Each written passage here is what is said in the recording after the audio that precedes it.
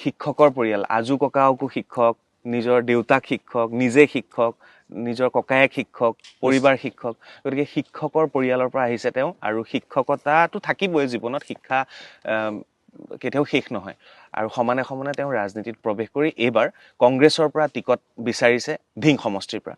গতিকে প্ৰশ্ন বহুত থাকিব, কাৰণ ধিং সমষ্টিটো হৈছে AIUDFৰ হাতত থকা এটা সমষ্টি, 20 বছৰ AIUDFৰ হাতত আছে। এইবাৰ আশা কৰিছে যে এইবাৰ কংগ্ৰেছৰ হাতলৈ আহিব ধিং সমষ্টি। আহিব নিশ্চিত। কেনেকে আহিব? নিশ্চিতভাৱে আপুনি চাওক, যোৱা যিটো 20 বছৰ গ'ল UDFৰ দখলত আছিল সমষ্টিটো, এতিয়া আপুনি সমষ্টিত গ'লেই গম পাই যাব আমাৰ সমষ্টিৰ ৰাস্তা ঘাটৰ খুব জৰাজীৰ্ণ অৱস্থা। ৰাস্তা ঘাটত এম্বুলেন্সটো নাযায়, আপুনি খোজকাঢ়ি যাব নোৱাৰা ৰাস্তাও আমাৰ ধিং সমষ্টিত আছে। ইয়াৰ উপৰি বিভিন্ন সমস্যা আছে, আমাৰ শিক্ষাৰ যিটো সমস্যা, স্কুল বিদ্যালয় আছে, বিদ্যালয়ৰ আন্তঃগাঁথনি নাই, আন্তঃগাঁথনি থাকিলে যদি শিক্ষক নাই, শিক্ষক আছে ধৰক এজন, ছাত্ৰ ছাত্ৰী আছে 300, 400, 500 লৈকে আছে। এই স্কুলবোৰত আচলতে আমাৰ যোৰহাট, শিৱসাগৰৰ পৰা বহুত শিক্ষকে প্ৰথমে আহি যোগদান কৰিছিল, কিন্তু ৰহস্যজনক কাৰণত এই শিক্ষকসকলক ইয়াৰ পৰা ট্ৰেন্সফাৰ কৰি নিয়া হ'ল, কোনো শিক্ষক তাত দিয়া নহ'ল। গতিকে শিক্ষাৰ অৱস্থাটো অতি জৰাজীৰ্ণ।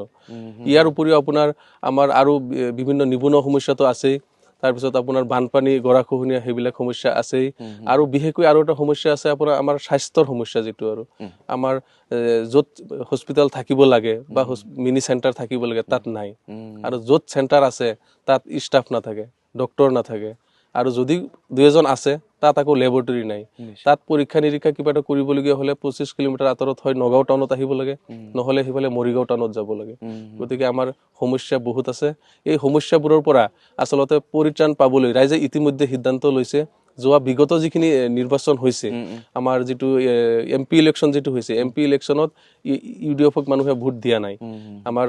আমাৰ কংগ্ৰেছৰ প্ৰদ্যুৎ বৰদলৈ ছাৰে তেখেতে, মই যোৱাবাৰ তেওঁ প্ৰদ্যুৎ বৰদলৈ ছাৰৰ লগত মই গোটেই ঘূৰিছো, তেওঁৰ লগত গোটেই ধিং সমষ্টি আপোনাৰ। গতিকে আপুনি এতিয়াও ঘূৰিলে আপুনি চাব UDFৰ কোনো স্থিতি নাই, ভেটি নাই।